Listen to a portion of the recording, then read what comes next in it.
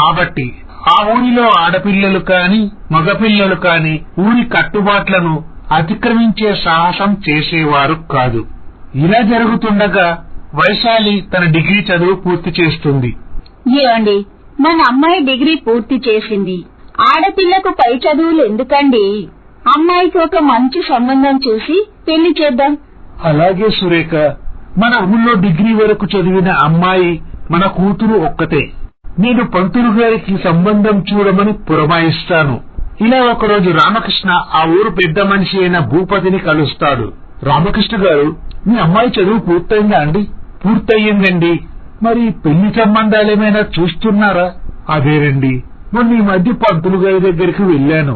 ఆయన ఏదో పని మీద పట్టణానికి వెళ్లారంట. 2-3 రోజుల్లో వస్తానన్నాడు. ఆయన వచ్చాక మా అమ్మాయి ఫోటో వివరాలు ఇచ్చి ఒక మంచి సంబంధం చూడమని చెప్తాను.